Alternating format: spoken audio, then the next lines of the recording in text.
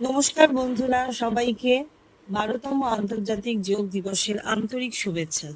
আজকের এই গতিশীল আর ব্যস্ত জীবনে আমরা সবাই কোনো না কোনো মানসিক চাপ, ক্লান্তি বা শারীরিক সমস্যায় ভুগছি, তাই না?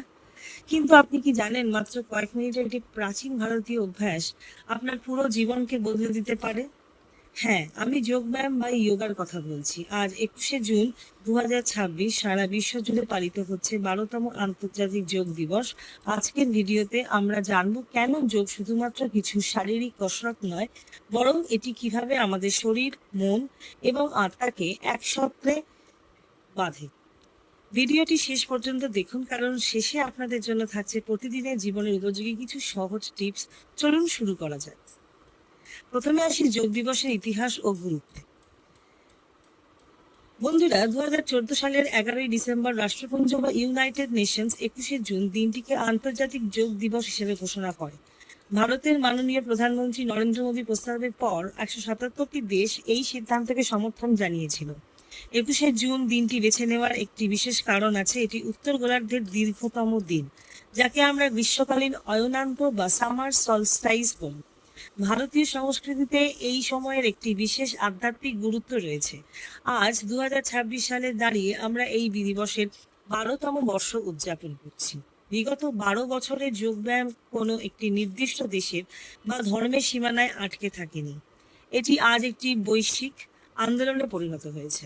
আমেরিকা থেকে শুরু করে ইউরোপ, এশিয়া থেকে আফ্রিকা, সব জায়গায় মানুষ আজ সুস্থ জীবনযাপনের চাবিকাঠি হিসাবে যোগকে আপন করে নিয়েছেন।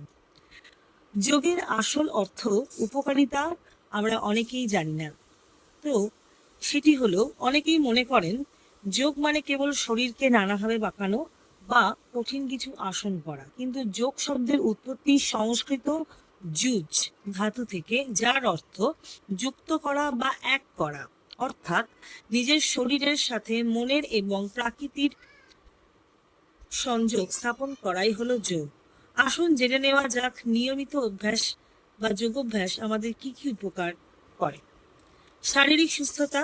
প্রথম, এটি আমাদের শরীরের পেশি নমনীয় করে, রক্ত সঞ্চালন বাড়ায় এবং রোগ প্রতিরোধ ক্ষমতা শক্তিশালী করে। মানসিক শান্তি। আজকের দিনে মানসিক চাপ বা স্ট্রেস আমাদের সবচেয়ে বড় শত্রু।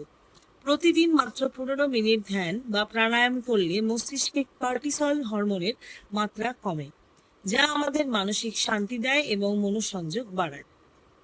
আবেগ নিয়ন্ত্রণ। যোগ আমাদের আবেগকে নিয়ন্ত্রণ করতে শেখায়। এটি রাগ, অবসাদ এবং উদ্বেগ দূর করে মনে পজিটিভ এনার্জি নিয়ে আসে। ভালো ঘুম। যারা অনিদ্রা বা ইনসমনিয়ায় ভুগছেন, তাদের জন্য যোগাসনের চেয়ে ভালো ওষুধ আর কিছু হতে পারে না। এই বছরের থিম এবং আধুনিক জীবন যোগ ছিল।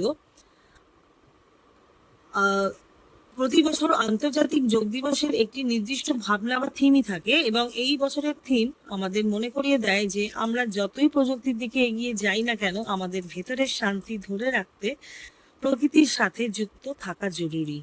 আজকের ডিজিটাল যুগে আমরা ঘন্টার পর ঘন্টা ল্যাপটপ বা মোবাইলের স্ক্রিনের দিকে তাকিয়ে থাকি। এর ফলে ঘাড়ের ব্যথা, পিঠের ব্যথা এবং চোখের সমস্যা ঘরে ঘরে দেখা যাচ্ছে। আইটি সেক্টরে কর্মরত ব্যক্তি থেকে শুরু করে পড়াশোনা করা ছাত্রছাত্রী, সবার জন্যই যোগ আজ ফ্যাশন নয়, বরং ভীষণ প্রয়োজনীয় একটি অভ্যাস হয়ে দাঁড়িয়েছে। আপনি যদি জিমে গিয়ে ভারী ওজন তুলতে পছন্দ নাও করেন, তাও শুধু যোগাসনের মাধ্যমে আপনি নিজেকে সম্পূর্ণ ফিট রাখতে পারেন।